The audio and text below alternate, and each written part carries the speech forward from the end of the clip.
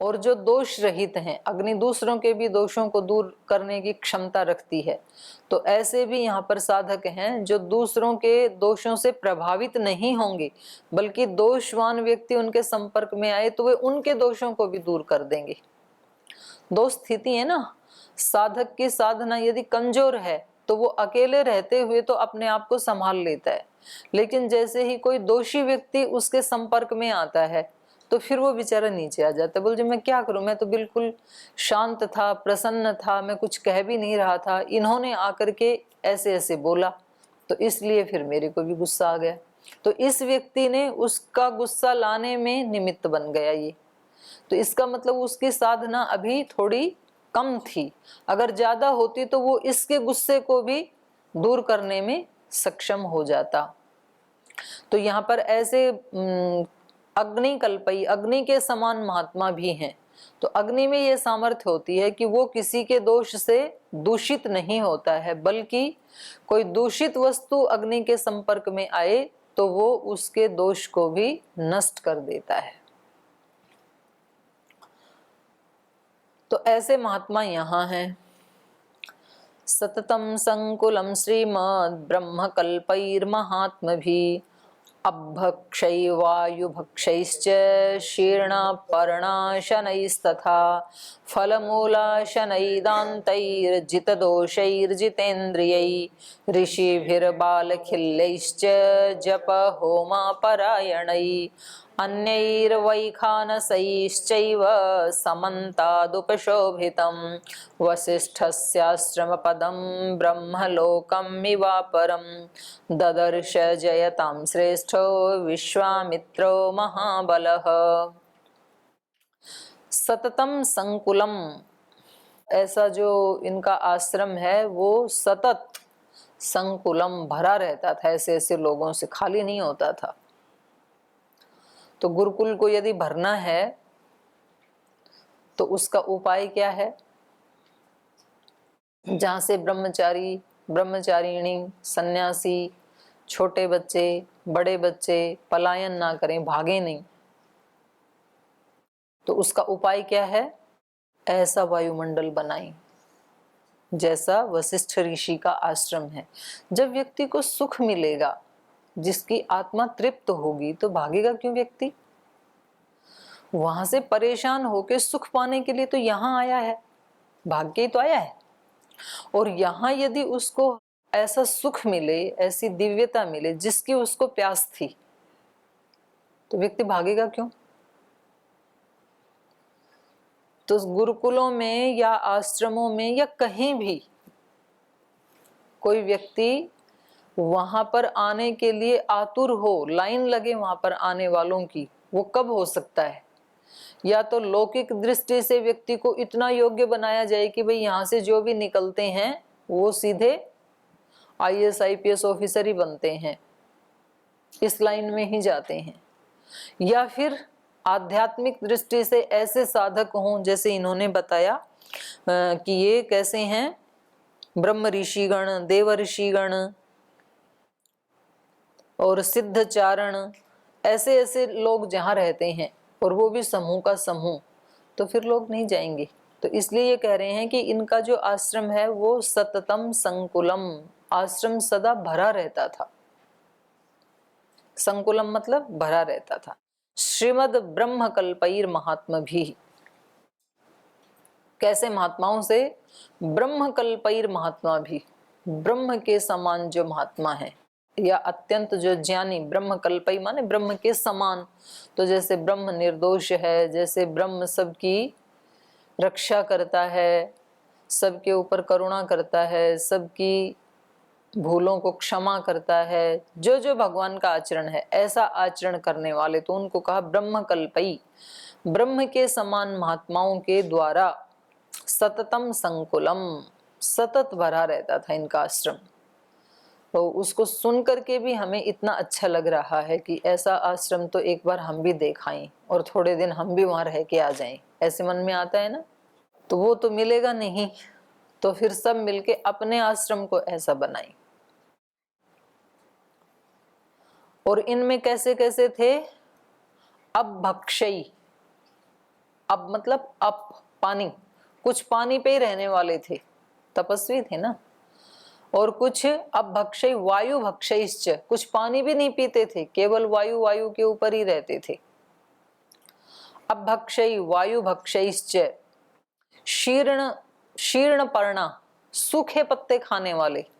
पार्वती माता के बारे में सुना जाता है, जब वो शिव जी को प्राप्त करने के लिए तपस्या कर रही थी हिमालय में, तो उन्होंने कुछ महीने सूखे पत्ते खा करके ही तपस्या की, कुछ महीने केवल जल पी करके की, और लास्ट में फिर जल भी छोड़ दिया और पत्ते भी छोड़ दिए, तो तब उनको शिव की प्राप्ति हुई।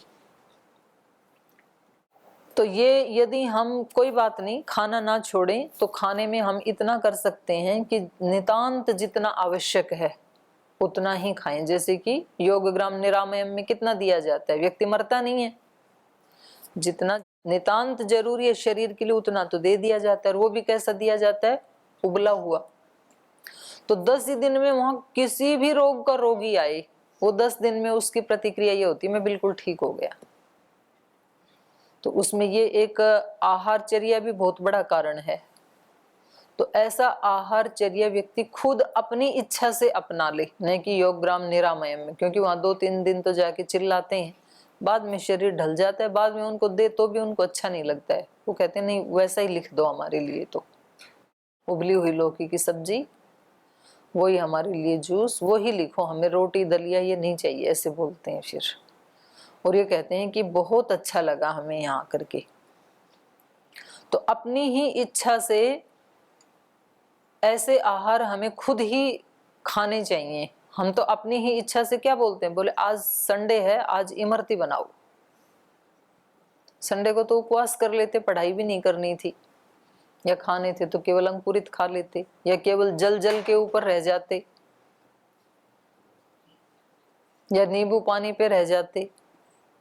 मुस्कुरा रहे हैं, बोल जी ये तो नहीं हो सकता है, ये नहीं हो सकता है, तो फिर वशिष्ठ ऋषि जैसा आश्रम भी नहीं बन सकता है। फिर वहां के जो सिद्धगण हैं और जो देवर्षि ब्रह्म ऋषि जैसे ऐसे ऐसे तपश्चरण संसिद्धई अग्निकल्पई, ये जो वायुमंडल बनता है तो उसमें कुछ केवल जल पर रहने वाले महात्मा हैं, अपभक्षयी, कुछ केवल वायु भक्षयी, वायु पे रहने वाले महात्मा हैं, कुछ केवल शीर्ण पर्णाशनई, जीर्ण शीर्ण सूखे पत्तों को खा करके रहने वाले हैं। और वास्तव में तपस्या होती भी तभी है जब आपको उपलब्ध है सब कुछ और फिर ना खाएं। जिनको उपलब्ध नहीं है वो तो करते ही हैं बेचारे, उनको उपलब्ध नहीं, ऐसे हैं अभी। और अभी लॉकडाउन में तो और ज्यादा स्थिति खराब हो गई, अब तो घरों में ऐसी स्थिति हो रही है, पैसे नहीं है, दाल चावल जुटाने के लिए भी लाले पड़ रहे हैं। केवल सामान्य खाना सब्जी रोटी दाल चावल उतना भी लाने के लिए माता पिता को कठिनाई हो रही है, क्योंकि जो दिहाड़ी करके लाते थे अब दिहाड़ी है नहीं, तो पैसे कहाँ से आए। और दिहाड़ी वाले को कोई इतना ज्यादा वो उसने जोड़ नहीं रखे थे 5-10 लाख कि उसका काम चल जाए 1-2 साल तक, वो तो बेचारा इतना ही है कि 10-5 दिन का काम चल सकता था। अब मजदूरी है नहीं, घर में बैठे हैं तो क्या करें, ना बच्चों की फीस दे सकते हैं, ना खाने के लिए खाना है, कोई किराए के मकान में रह रहा था तो किराया नहीं दिया जा रहा है, और जो उस मकान का मालिक था उसका भी किराए से ही काम चल रहा था, तो वो कहता है लाओ, वो कहता है कि मैं गया ही नहीं नौकरी पे तो मैं कहाँ से दूं। बहुत समस्याएं हैं, हम तो यहाँ बड़े सुरक्षित स्थान पे बैठे हैं, हमें नहीं पता देश में क्या हो रहा है। बाहर जाके देखेंगे तो त्राही त्राही कर रहे हैं लोग, बीमारी से तो कर ही रहे हैं, पर बीमारी जिनकी ठीक हो गई वो दूसरी तरह से कर रहे हैं। शरीर की बीमारियां और उसके साइड इफेक्ट वो तो एक समस्या है, और दूसरी समस्या ये है भूखमरी वाली, बेरोजगारी वाली, है ही नहीं, क्या करें। कितनी बड़ी संख्या है इस देश में जो हैंड टू माउथ रहते हैं, ताजा कमाते हैं ताजा खाते हैं, अब उनको बेचारों को काम है नहीं तो क्या करें। तो वो तपस्या करें, वो तो उनकी तो मजबूरी हो गई, पर जिनको प्राप्त है और वो ये कहें कि हमारा एक दिन का खाना किसी ऐसे लोगों को भिजवा दिया जाए जिनको 2-3 दिन में एक बार मिलता है, वो आपकी तपस्या है। और इतनी समझ तो पैदा होनी चाहिए अगर इस रास्ते पे चले हैं तो ऐसे त्याग की, दान की, सेवा की ये भावना तो पैदा होनी चाहिए, नहीं तो नुकसान होगा फिर अपना। तो यहाँ पर ऐसे महात्मा हैं, अब भक्षय वायु भक्षयश्च शीर्ण पर्णा शनैस्तथा फल मूला शनै, जो फल या फल की भी जो जड़ होती है, मूल, मूल का मतलब यहाँ पर शकरकंद, आलू, ऐसे पदार्थ केवल फल खा करके रहते हैं। तो फल वो ऐसे मंगवाते नहीं थे, क्योंकि जंगल में रहते हैं तो वो आसानी से उपलब्ध हो जाते हैं फल, उनको उन फलों को खाते थे वो। और मूल, कुछ कंद मूल आदि हैं वो खाते थे। फल मूला शनई दांतई जित इंद्रियई, फल मूल सूखे पत्ते ये सब खाते हैं। और फल मूलाशनई दांतई जित दोष जितेंद्रिय, दोषों को जिन्होंने जीत लिया है, जो दान देने वाले हैं, जो जितेंद्रिय हैं, ऐसे ऋषि भी, ऐसे ऋषियों के द्वारा वाल खिल्यश्च, ऐसे वाल खिल्यों के द्वारा जप होम परायण ही, जो जप करने वाले हैं, कुछ हवन करने वाले हैं, उसका पारायण करते हैं। तो अलग अलग तरह के वहाँ रहने वाले जो निवासी हैं वो अलग अलग तरह की साधना करते हैं। कुछ लोगों ने उपवास किए हुए हैं, कुछ जल पे रहते हैं, कुछ जल भी नहीं पीते हैं, कुछ फल खाते हैं केवल, कुछ कंदमूल ही खाते हैं, कुछ जप में लगे हुए हैं, कुछ होम करने में लगे हुए हैं। तो ऐसे अपनी अपनी रुचि के अनुसार अलग अलग प्रकार की जो साधनाएं, तपस्याएं कर रहे हैं, ऐसे लोग वहां पर हैं। अन्यैर्वैखानसैश्चैव समन्ताद् उपशोभितम्, और ऐसे ही वैखानसैश्चैव, ऐसे ही अन्य भी वैखानस महात्मा हैं, तो उन सब से उनका आश्रम उपशोभित है। वशिष्ठस्य आश्रम पदम ब्रह्मलोकम इव अपरम, तो इस प्रकार से वशिष्ठ जी का आश्रम कैसे लग रहा है? अपरम ब्रह्मलोकम इव, जैसे मानो दूसरा ब्रह्मलोक ही है, जैसे दिव्य लोक ही है, ऐसा उनका आश्रम लगता है। ददर्श जयताम श्रेष्ठ विश्वामित्र महाबल, तो ऐसे आश्रम को जयताम श्रेष्ठ, विजय प्राप्त करने वालों में जो सर्वश्रेष्ठ हैं, ऐसे महाबली विश्वामित्र ने ऐसे आश्रम को ददर्श, देखा। बड़ा अच्छा लगा उनको, क्योंकि उनको तो लगता था कि मैं ही बहुत बड़ा तपस्वी हूँ, राज ऋषि हूँ, और मैंने कितने सारा जाप किया है, बहुत ज्यादा गायत्री का जप किया था विश्वामित्र जी ने, गायत्री माता को प्रसन्न किया था उन्होंने, तो उनके पास भी सिद्धियां थी। लेकिन यहाँ आकर के देखा तो उनको अपना कुछ फीका दिखने लगा। तो अब इनके आश्रम में आकर के महर्षि वशिष्ठ द्वारा विश्वामित्र का सत्कार और कामधेनु को अभिष्ट वस्तुओं की सृष्टि करने का आदेश, ये सब उनके जीवन का वृत्तांत कौन सुना रहे हैं? शतानंद जी सुना रहे हैं। किसको सुना रहे हैं? श्री राम को सुना रहे हैं। तो ये आपको ध्यान रहे।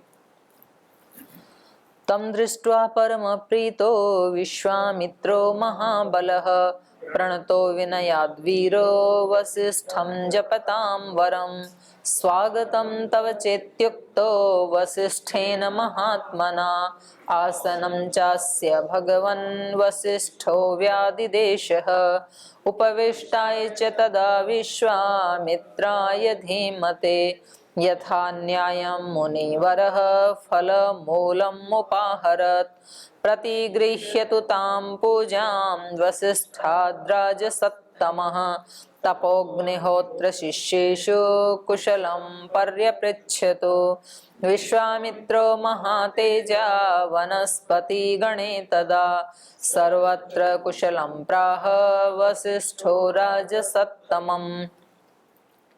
तो इस प्रकार से विश्वामित्र को आया हुआ देख करके, तम दृष्टवा, उस विश्वामित्र ऋषि को आया हुआ देख करके, परम प्रीत महाबल विश्वामित्र, जो परम प्रीति से युक्त हैं, महान बलशाली हैं, ऐसे उस विश्वामित्र को देख करके, विश्वामित्र महाबल, जो महान बलशाली विश्वामित्र जी हैं, उन्होंने तम वसिष्ठम जपताम वरम दृष्ट्वा, जो जप करने वालों में सबसे वरम श्रेष्ठ हैं और बहुत ही वो वीर हैं, ऐसे जपताम वरम वसिष्ठम तम दृष्ट्वा, ऐसे उन वशिष्ठ ऋषि को देख करके विश्वामित्र ने विनयात प्रणत,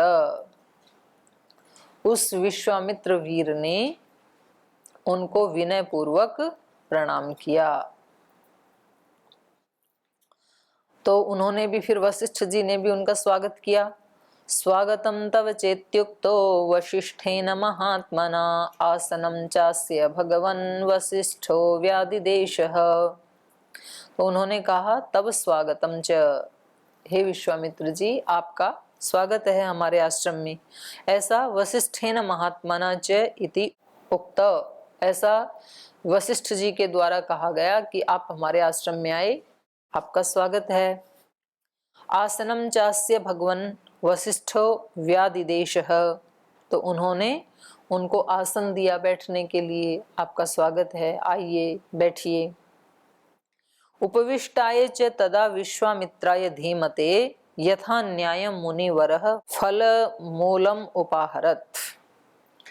और उपविष्टाय च, तब वो जो बैठे हुए हैं उन बैठे हुए के लिए, उपविष्टाय पहले उनको बिठाया और फिर बैठे हुए विश्वामित्र जी के लिए, विश्वामित्राय उपविष्टाय धीमते, धीमान बुद्धिमान विश्वामित्र जी के लिए, मुनिवरः वशिष्ठ मुनि ने यथा न्यायम फल मूलम उपाहरत, जो अतिथि की सेवा के लिए न्याय्य है, माने जैसा विधान है अतिथि की सेवा और उसमें भी ऋषि आए तो उसको कैसे पदार्थ देने चाहिए, तो उसके अनुसार न्याय युक्त विधि पूर्वक उनको फल मूल उनके लिए लाए गए, उनको अर्पित किए। प्रतिगृह्य तु तां पूजां वसिष्ठाद्राज सत्तमा तपोग्निहोत्र शिष्येषु कुशलं पर्यपृच्छत। तां पूजां वसिष्ठात् प्रतिगृह्य, राजसत्तमः, वो श्रेष्ठ जो राजा थे, राजऋषि थे विश्वामित्र जी, उन्होंने ताम पूजां वसिष्ठात् प्रतिगृह्य, जो वशिष्ठ ऋषि ने उनकी पूजा आराधना की उसको ग्रहण करके, उसको स्वीकार करके, तपो अग्निहोत्र शिष्येषु कुशलम पर्यपृच्छतः, उनके तप के बारे में पूछा, अग्निहोत्र आदि कैसा चल रहा है ये पूछा, बाद में शिष्यों के बारे में पूछा, आपके शिष्य सब कुशल मंगल हैं। तो सबसे पहले किसके बारे में पूछा? तप के बारे में, आपकी तपस्या ठीक चल रही है? तो जो व्यक्ति जैसा होगा वो उसी चीज को पसंद करेगा। कोई धनवान होगा तो पहले किसके बारे में पूछेगा? धन के बारे में। बिजनेसमैन होगा तो बिजनेस के बारे में, बिजनेस ठीक चल रही है। तो जो व्यक्ति जैसा होगा उसको वही वस्तु पसंद, वो उसके बारे में ही पूछता है। और जो खाने को पसंद करने वाला होगा वो जाके क्या पूछेगा? खाने में आज क्या क्या बनाया है ये पूछेगा। और सोने को पसंद करने वाला होगा वो क्या पूछेगा? सोने के लिए कितने घंटे मिल जाते हैं, पर्याप्त विश्राम तो मिलता है यहाँ? तो ये क्योंकि तप करते थे इसलिए इन्होंने क्या पूछा? तप के बारे में। आपका तप तो ठीक चल रहा है, तपस्या में तो कोई बाधा नहीं है, क्योंकि खाने पीने को ना मिले तो चलेगा, लेकिन मनुष्य जीवन तो विशेष रूप से किसके लिए है? तपस्या के लिए। शारीरिक तप, गीता में 3 प्रकार के तप बताए ना, शरीर का तप, वाणी का तप, मन का तप, ऐसे बताया वहां पे। तीनों प्रकार के तप ज्यादा नहीं तो थोड़े थोड़े तो चलते रहने चाहिए। कोई ज्यादा करेगा तो ज्यादा मिलेगा। तो शरीर का तप इतना तो कर ही ले आदमी कि रोगी ना हो, नहीं तो फिर आजकल तो ऐसा हो गया कि कोई शिष्य रोगी हो गया तो उसका उल्हाना गुरु को मिलता है। आपके यहाँ इतने लोग रोगी हो गए, आपके लोग हॉस्पिटल में आए, आपके लोग मर गए, तो फिर इतनी तो आदमी को कोशिश कर लेनी चाहिए, इतना तप कर लेना चाहिए अपने आहार आदि को ठीक करके, कुछ थोड़ा बहुत हो भी गया तो, कि वो इतना शारीरिक तप कर ले कि शरीर उनके क्या थे वो राममूर्ति, उनका जैसा बलवान ना बने तो कोई बात नहीं, पर उसमें कोई रोग व्याधि ना आए, इतनी तपस्या कर लेनी चाहिए। और वाणी की इतनी तपस्या कर लेनी चाहिए कि झगड़े खड़े ना हो। कोई एक शब्द बोला और इतना सारा झगड़ा खड़ा हो गया, इतनी कर लेनी चाहिए। और मन की इतनी कर लेनी चाहिए कि कुछ ना कुछ तो सारी चीजें तो हमारी मानी नहीं जाएंगी। तो रोज ये घटनाएं घटित होती हैं, हम कोई बहुत अच्छी बात कह रहे हैं, संगठन के हित में कह रहे हैं, संस्थान के हित में कह रहे हैं, सबका उसमें भला होगा ऐसी कोई बात कह रहे हैं, फिर भी अगले को समझ में नहीं आती है, तो फिर क्या करें। तो व्यक्ति को पूरा परेशान हो जाता है, उसको नींद नहीं आती है कि इस व्यक्ति को इतनी बात समझ में नहीं आ रही। इतना सब हो गया, माने किसी प्रसंग में बहुत दंड भी मिल गया, बहुत बुरा भी हो गया, और फिर उसको ठीक बताया जाए कि नहीं ऐसे नहीं, ऐसे कर लो, ये संस्थान के भी हित की बात है, नहीं तो और इसका परिणाम बुरा होगा। वो व्यक्ति को समझ में ही नहीं आता है, वो अपने दुराग्रह के ऊपर अड़ा रहता है कि नहीं, जो मुझे अच्छा लगता है वही होगा। तो फिर अगला व्यक्ति तो दुखी हो जाएगा ना। तो उसको अपने मन का इतना तप कर लेना चाहिए कि मुझे जो कहना था कह दिया, अब जैसा भगवान का विधान है ठीक है, जो भी होगा, तो मैं अब अपने आप को यहाँ से एकदम से हटा लेता हूँ, नहीं तो दिमाग में वही घूमता रहेगा, तो फिर सारे कार्य बाधित हो जाएंगे आगे वाले, फिर कुछ भी कर्म वो अपने वाले भी ठीक नहीं कर पाएगा। एक व्यक्ति ने कुछ, आपके कक्ष में रहने वाले व्यक्ति ने या क्लास में रहने वाले व्यक्ति ने कुछ गड़बड़ की, आपको कुछ कहा और आपने उसको बताया वो ठीक ही था, फिर भी नहीं मान रहा है, तो अब आपको अपनी सारी दिनचर्या बाधित थोड़ी करनी है कि अब आप कह रहे हैं जी अब मेरे से सूत्र भी याद नहीं हो रहे हैं, अब तो मेरा दिमाग खराब हो रहा है, अब मेरे से दिनचर्या भी नहीं हो रही, अब मेरे से प्राणायाम भी नहीं हो रहा, अब व्यायाम भी नहीं हो रहा। जब तक मैं अपनी ये बात ना मनवा लूं, चाहे किसी बड़े को कह करके मनवानी पड़े, तब तक मन शांत नहीं होगा। तो फिर ये मन का तप कम माना जाएगा। तो इसलिए इन्होंने सबसे पहले बात पूछी, तपो अग्निहोत्र शिष्येषु कुशलम।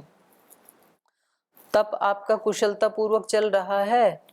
अग्निहोत्र ये भी हमारी बेसिक नीड है, ये कोई ऑप्शन नहीं है, कोई विकल्प नहीं है कि भाई किसी के मन में आए तो करो, मन में आए तो ना करो। जिसको भी अपना बाहर का और अंदर का स्वस्थ जीवन चाहिए, उसको अग्निहोत्र करना जरूरी है, मस्ट है, ये ऑप्शनल नहीं है। अभी आ रहा है लोगों को, आज इस सुबह किसी ने मेरे को भेज रखा था, एक वो वीडियो वायरल हो रहा है अक्षय कुमार का। अक्षय कुमार ही है जो वो बहुत सारे वो करते हैं। तो वो वहाँ केरल में 15-20 दिन से किसी आयुर्वेदिक हॉस्पिटल में थे, मतलब अपना वो करवाने गए थे रिलैक्स होने के लिए। तो उन्होंने बताया कि इस हॉस्पिटल में मैं अकेला केवल भारतीय हूँ, बाकी सब विदेशी।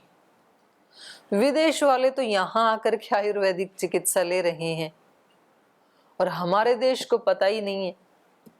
वहाँ का पूरा कूड़ा कचरा, वहाँ के जो स्टेरॉइड और कितने साइड इफेक्ट होते हैं उन दवाओं से, वो सब हम खा रहे हैं भोजन की तरह से, मुट्ठियां भर भर के। और दूसरे लोग आके कह रहे हैं कि हम प्रकृति के पास आए, आयुर्वेद के पास आए, वो वहां भरा हुआ है। वो इतने पैसे दे करके यहाँ आ रहे हैं और यहाँ के लोगों को एक तरफ उसको 50,000 का इंजेक्शन लगेगा और एक तरफ 500 रुपए की कोरोनिल में पूरा परिवार खा लेगा। उसको समझ ही नहीं आ रहा है। तो ये बात है। अग्निहोत्र वो आकर के सीख रहे हैं कि इसमें कौन सी औषधि डालें, गूगल डालें कि लोबान डालें कि और जड़ी बूटियां डालें, और वो जो धूम्र है वो सीधा हमारे रक्त में ही चला जाता है। तो वो तो सीख रहे हैं और हम अग्निहोत्र को ऑप्शनल मान लिया। गुरुकुल में रहते हुए अग्निहोत्र में श्रद्धा नहीं है, आश्चर्य की बात देखो। चलो बचपन में चांस नहीं मिला, ऐसे स्थान में पैदा नहीं हुए कि रोज घर में हवन होता हो, अब तो चांस मिल गया। तो एक एक दिन बदल के 4 लोग तो 4-6 तो बैठ ही सकते हैं, बल्कि यहाँ तो बड़ा आपकी यज्ञशाला है तो 8-10 लोग एक साथ बैठ सकते हैं हवन कुंड के चारों तरफ। तो 10-10 रोज बैठें तो पर्याय से तो सबका नंबर आ जाएगा। बाकी फिर उसमें एकाग्र होकर के बैठें तो उसके प्रति श्रद्धा हो तो कितना लाभ होता है फिर। और कम से कम धुआं तो पूरे यज्ञशाला में आता ही है ना, उसका इफेक्ट तो आता ही है, तो भी जाते ही नहीं, यज्ञ में जाते ही नहीं। फिर वहां योग ग्राम में जाकर के उन कुटियाओं में फिर वो धुआं सूंघेंगे, यज्ञ देव जी देते हैं वहां पे, उसको नाक से लगाते हैं, उस धुआं को सूंघेंगे। तो पहले ही कर लेते अपने घर में, वो सबको मिल जाता ना। तो इन्होंने अग्निहोत्र के बारे में पूछा। तपो अग्निहोत्र शिष्येषु, आपके शिष्य सब कुशल तो हैं? कहीं कोई बीमार हो, कोई परेशान हो, रोगी हो तन से मन से, ऐसा तो नहीं है। विश्वामित्रो महातेजा वनस्पति गणे तदा, फिर वनस्पतियों के बारे में पूछा, खेती बाड़ी फल फूल सब ठीक हैं, पेड़ पौधे ठीक हैं। सर्वत्र कुशलम प्राह वशिष्ठ राजसत्तमम, तो इस राजा को महर्षि वशिष्ठ ने कहा सर्वत्र कुशलम, सब जगह कुशल है आपकी कृपा से। तो इससे आगे का पाठ हम कल पढ़ेंगे, आज यहीं विराम लेते हैं।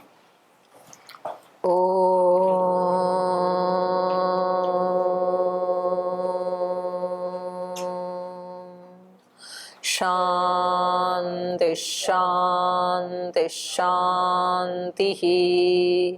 श्री गुरुभ्यो नमः। के नाते से सब नाते, इससे सभी सुहाते। हरि के नाते से सब नाते, इससे सभी सुहाते। किस से वैर करेंगे प्यारे, विविध रूप धर आते। किस से वैर करेंगे प्यारे, विविध रूप धर आते। स्वार्थ बिना जो सबकी सेवा करते नहीं आघाते।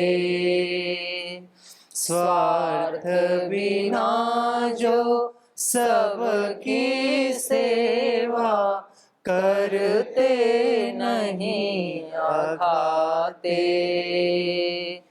पर दुख दुखी सुखी पर सुख में, वो जन हरि को भाते। पर दुख दुखी सुखी पर सुख में, वो जन हरि को भाते। हरि के नाते से सब नाते, इससे सभी सुहाते।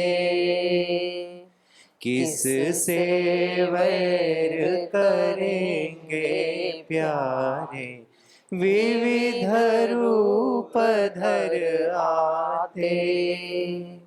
विविध रूप धर आते।